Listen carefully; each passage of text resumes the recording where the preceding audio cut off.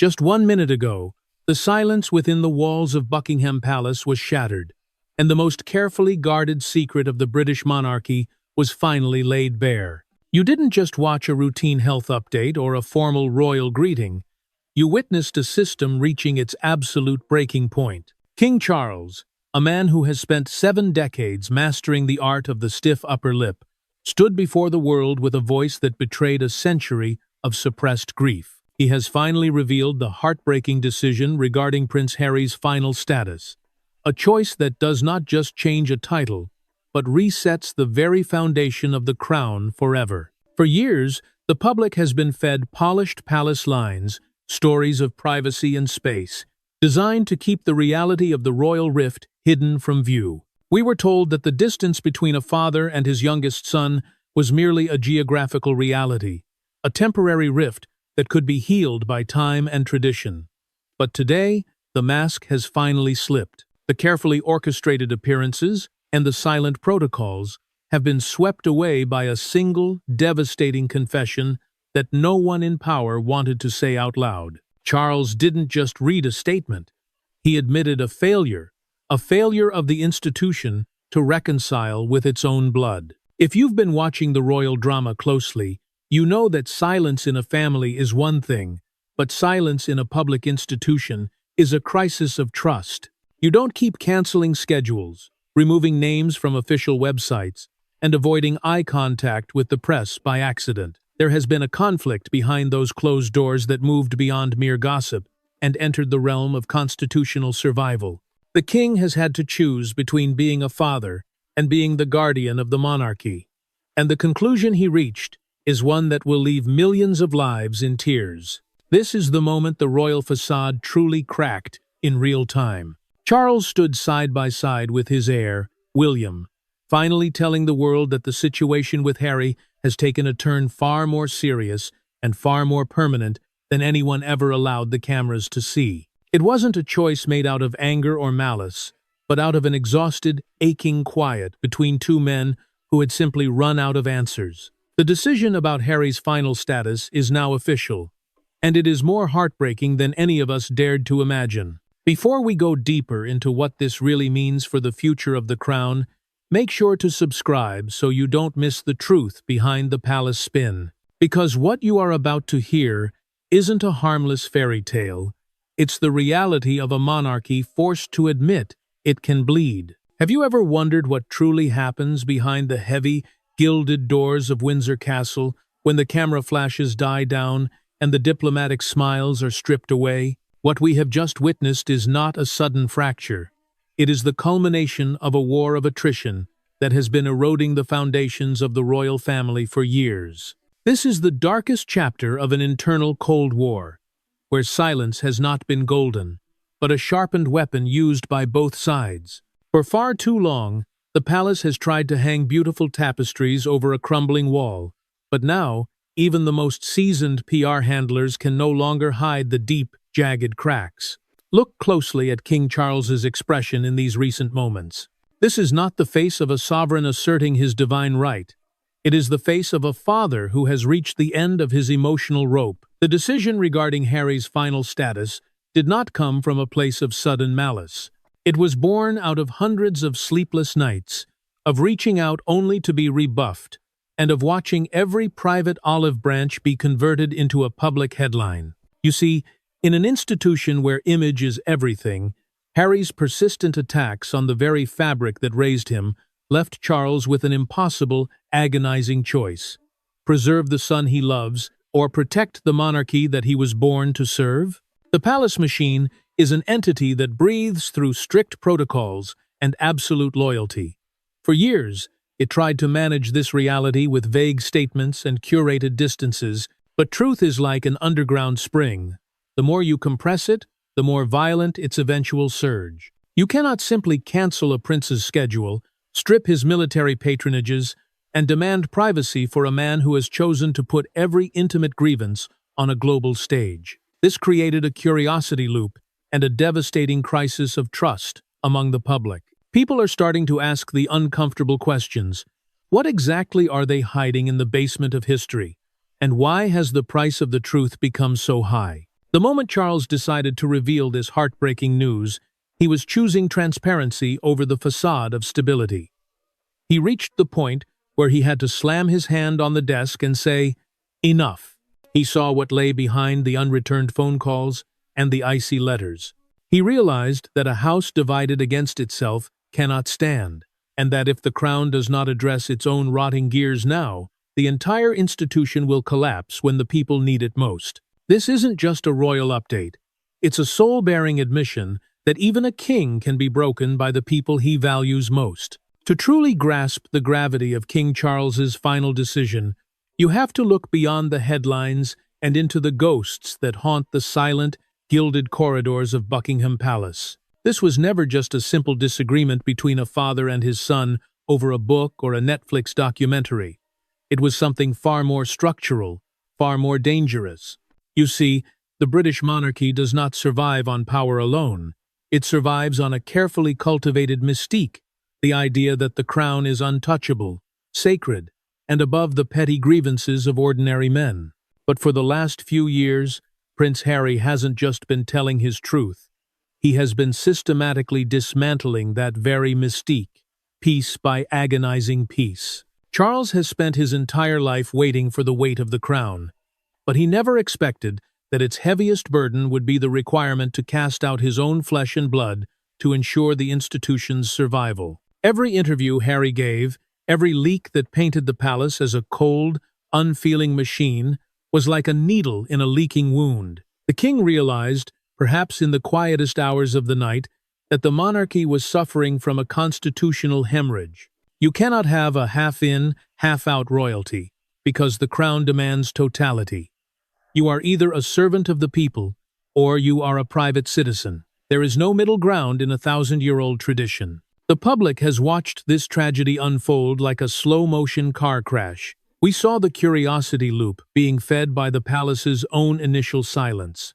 A silence that many now realize was not a sign of strength, but a sign of paralysis. Charles was caught in a trap of his own making. The more he tried to ignore the fire, the more oxygen it received. But today, that paralysis has ended. The final status isn't just a change in a website bio or the removal of a military patronage. It is a surgical separation. It is the moment the king decided that the survival of the firm outweighed the personal desire for a family reunion. Can you imagine the loneliness of that realization? To look at the childhood photographs of a boy who once walked behind his mother's coffin, and then to look at the legal documents sitting on a desk that officially sever his ties to the state forever. This is where the psychological toll meets the political reality.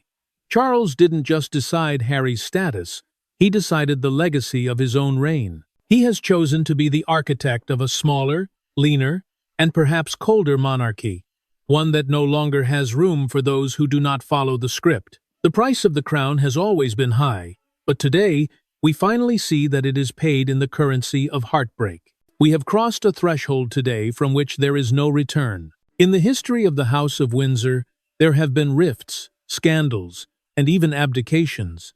But what King Charles has just finalized regarding Prince Harry is something entirely unprecedented in its cold, legal permanence. You see, up until this very minute, there was always a flickering candle of hope, a belief among the public, and perhaps even within the family, that a bridge could still be built. But with the revealing of this final status, that candle has been systematically extinguished. This is no longer a temporary cooling of relations.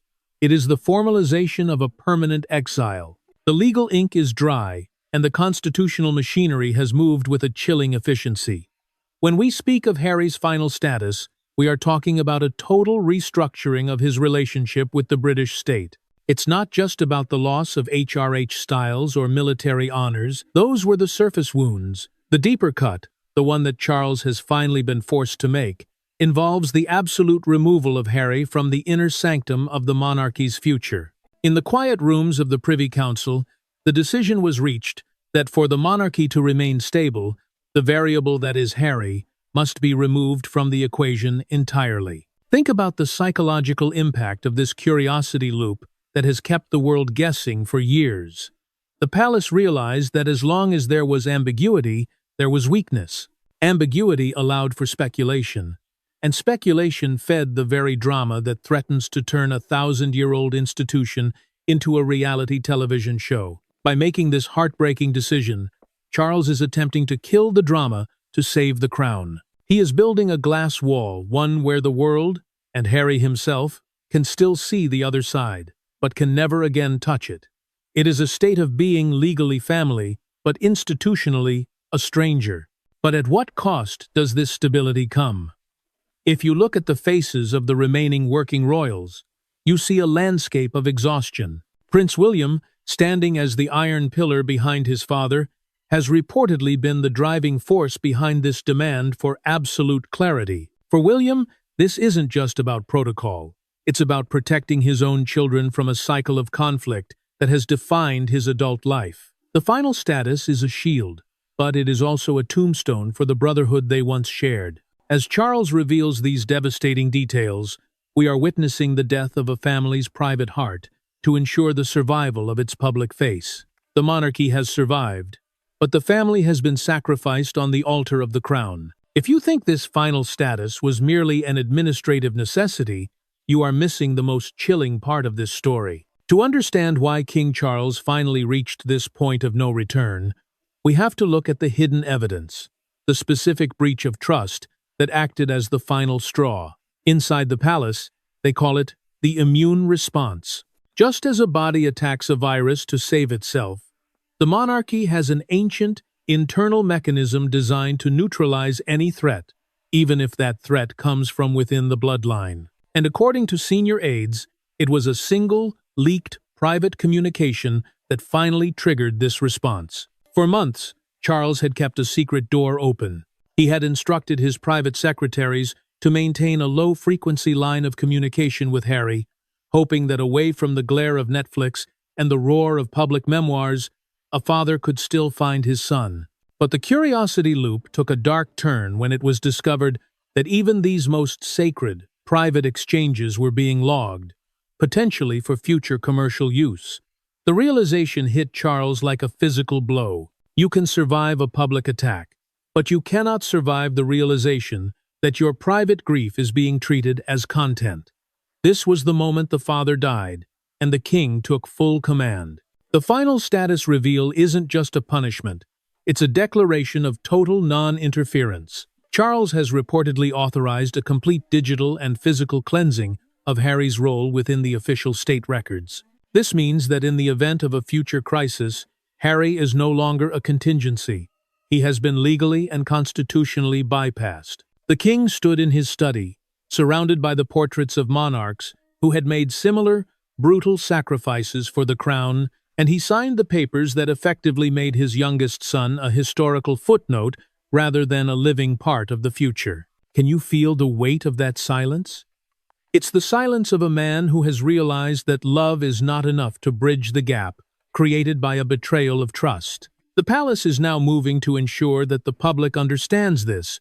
There are no more negotiations. The door hasn't just been closed, it has been locked, and the key has been melted down to strengthen the crown itself.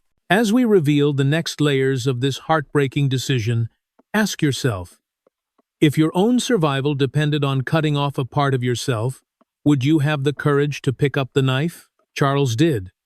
And the monarchy will never be the same again. When King Charles's final verdict on Prince Harry's final status was delivered, it was far more than a sentence passed upon an individual. It was a high-voltage shock sent directly into the heart of the British Constitution. You must understand that in this ancient system, every gear is interconnected with the next. When a gear as significant as Harry is forcibly removed and discarded permanently, the entire machine must restructure itself to compensate for the vacuum left behind.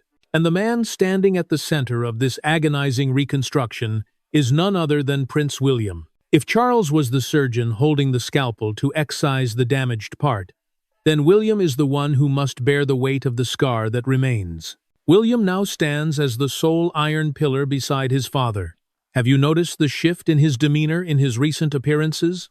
That is no longer the face of an older brother waiting for reconciliation. That is the gaze of a successor who has accepted that solitude is the ultimate price of power. The curiosity loop regarding the rift between the two brothers was personally closed by William with a coldness that borders on the ruthless.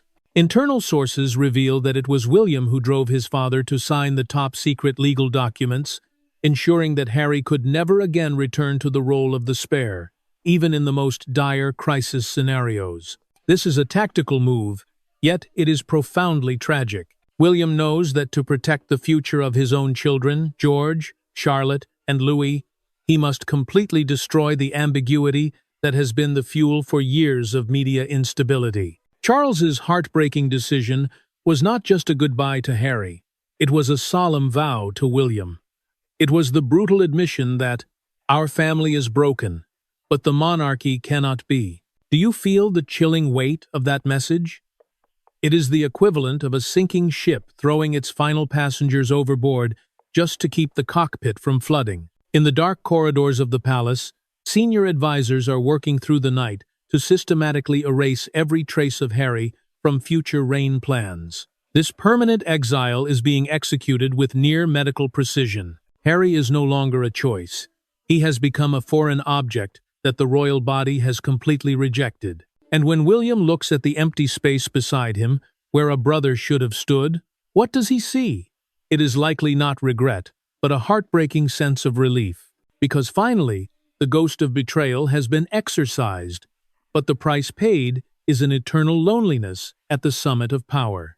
The moment the words regarding Prince Harry's final status left King Charles's lips, the world did not fall into the respectful silence the palace had so desperately engineered. Instead, a media earthquake erupted, far surpassing any damage control scenario drafted by the high-level aides. Can you feel the shift? It was the exact second that the public's long-standing reverence for the crown transformed into a piercing, unyielding interrogation. The curiosity loop that had haunted the public for years didn't just close, it detonated into a full-scale storm of fury. People weren't just consuming news anymore.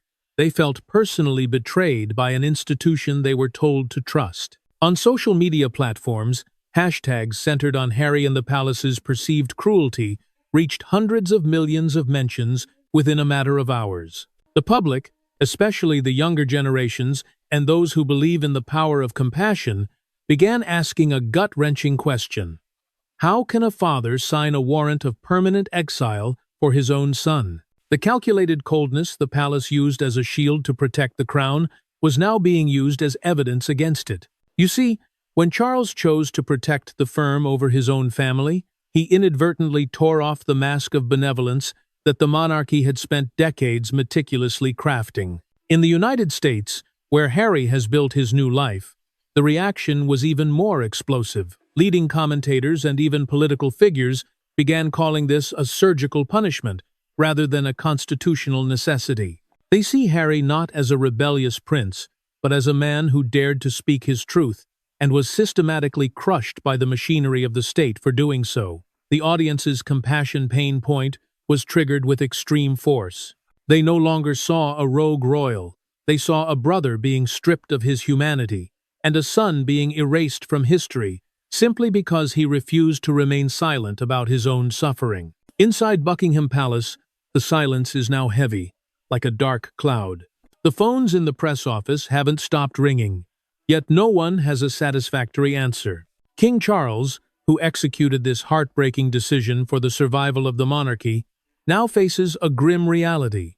The crown may be legally secure, but it is rapidly losing its moral legitimacy in the hearts of the people. The solitude we discussed in the earlier sections has now spread from William to the entire institution. When you cut off your own flesh and blood to save the body, you might survive, but you will never be the same again. This is no longer a battle between Harry and Charles. It is a battle for the very soul of the monarchy in the 21st century. While the public storm rages outside and the heir apparent braces for a life of solitary duty, a different kind of quiet has settled over the private quarters of the Queen Consort. To understand the heartbreaking decision made by King Charles, one must look at the shadow architect of this new royal order. For decades, the narrative of the monarchy was built on growth and inclusion. But under the quiet influence of Queen Camilla, the strategy has shifted towards something far more lean, far more clinical. This isn't just about a father and a son, it's about a total recalibration of power within the inner circle. Insiders suggest that while Charles wrestled with the emotional agony of casting out his son, Camilla remained the voice of absolute institutional pragmatism. In the high-stakes meetings leading up to this announcement, she reportedly posed the question that no one else dared to ask. At what point does the son become a terminal threat to the crown? For her, Harry had moved beyond being a rebellious relative. He had become, in her own whispered words, a liability that the modern monarchy could no longer afford to carry. The final status is the physical manifestation of that cold realization. It is a protective ring-fencing of the monarchy, designed to ensure that the Harry variable can never again cause the palace gears to grind to a halt. Think about the psychological warfare that takes place in a room where legacy meets survival. Camilla has lived through the darkest days of royal unpopularity. She knows better than anyone that the crown survives not through love, but through endurance and the removal of friction. By supporting and some say engineering the permanence of Harry's exile, she is ensuring that the reign of King Charles is not defined by a lingering family feud, but by a decisive, if brutal, resolution. The curiosity loop that Harry fed was a direct attack on the mystery she has worked so hard to rebuild. In this new order, loyalty is the only currency, and Harry has been found bankrupt. But this recalibration comes with a chilling side effect. By removing Harry so completely, the palace has inadvertently created a power vacuum in the hearts of those who looked to the younger generation for a different kind of monarchy. As the Queen Consort moves to minimize the public presence of any unpredictable elements, even extending this quiet erasure to the youngest royals, the institution begins to feel less like a family and more like a fortress. Charles may have signed the papers, but the strategic DNA of this decision bears the mark of a woman who knows that, in the game of crowns, you either control the narrative or you are destroyed by it. We are seeing the birth of a leaner monarchy, but it is one that feels increasingly hollowed out, stripped of its human warmth to protect its structural integrity. As the final status of Prince Harry settles into the cold reality of constitutional law, a haunting atmosphere has taken over the grandest rooms of the palace. To truly understand the human tragedy of King Charles's heartbreaking decision, we must look at what happens when the cameras are off and the gala lights begin to dim. You see, the monarchy is a theater of symbols, but what happens when the symbols of family, the shared glances, the brothers in arms, the father-son bond, are replaced by a vast, echoing void? We are witnessing the birth of a silent era, where the most important words are the ones that can no longer be spoken. Insiders reveal that in the private study of the king, there sits a letter. It is not a legal document, nor is it a press release. It is a handwritten note from a father to a son, started weeks before this final announcement, but allegedly left unfinished. It represents the unwritten piece, the words Charles wanted to say, but felt he could no longer afford to utter as king. This is the ultimate pain point for the public. The realization that the crown has acted as a guillotine, severing the emotional connection between a parent and child to protect the purity of the institution. The curiosity loop has now shifted from what will happen to what was lost in the fire. Think about the psychological impact of the upcoming royal events. Every time the family gathers on that famous balcony, the world will not be looking at who is there. They will be obsessing over the person who is missing. Harry has been turned into a phantom prince, a figure whose absence is more powerful than his presence once was. Charles knows this. He knows that by finalizing this exile, he has created a permanent wound in the public imagination. The heartbreaking decision wasn't just about security or titles. It was about accepting that for the monarchy to survive, it must become a museum of the past, rather than a living family of the present. But there is a darker layer to this silence. Whispers from the staff suggest that the youngest royals, particularly George and Charlotte, have begun asking questions that the adults cannot answer. How do you explain to a child that their uncle has been erased for the sake of a crown they will one day wear? This is where the strategic coldness of the palace hits its most vulnerable wall. Charles is not just a king deciding the fate of a rebellious son. He is a grandfather presiding over a family that is learning that loyalty to the state must always come before love. As we move toward the final conclusion of this devastating saga, ask yourself, is a throne worth the silence of a home? The answer lies in the unwritten letter, a symbol of a bridge that was burned before it could ever be crossed. The dust has finally settled on the most consequential royal decision of the 21st century. The ink on the documents detailing Prince Harry's final status is not just dry, it has become a permanent part of the stone foundation of the British monarchy. As we reach the end of this journey, we are left with a landscape that is fundamentally altered. You didn't just witness a family feud, you witnessed the total triumph of the institution over the individual. King Charles has fulfilled his destiny, but in doing so, he has had to preside over the funeral of his own family's private heart. The heartbreaking decision is now the law of the land, and its legacy is one of surgical, silent finality. If there is one lesson to be learned from this decade-long curiosity loop, it is that the crown always wins. It does not matter how many books are written, how many documentaries are filmed, or how many truths are told from across the Atlantic. In the end, the monarchy is a machine designed for one thing: survival. Charles has proven that he is a king first and a father second. By formalizing Harry's exile, he has sent a chilling message to every future generation of the House of Windsor. You are either a part of the wall, or you are a stone that must be cast aside. This is the strategic DNA that will define the reigns of William and, eventually, George. The monarchy has been reset, but it has been stripped of the human warmth that once made it feel like the nation's family. Think about the final image of this crisis. A king sitting alone in his study, looking at the empty space on the wall, where a portrait of his two sons once hung together in harmony. The unwritten letter we discussed remains just that, unwritten. The bridges are not just burned. The very ground where they stood has been reclaimed by the state. Harry is now a private citizen in every sense of the word, a man without a country and a son without a palace. This is the ultimate pain point for all of us watching, the realization that in the game of crowns, there is no such thing as a happy ending. There is only the continuance of the line. But as the palace gates close and the flags remain at full mast, the questions remain. Was the price of this stability too high? Has the crown, in its quest for institutional purity, lost the very thing that made it relatable to the people?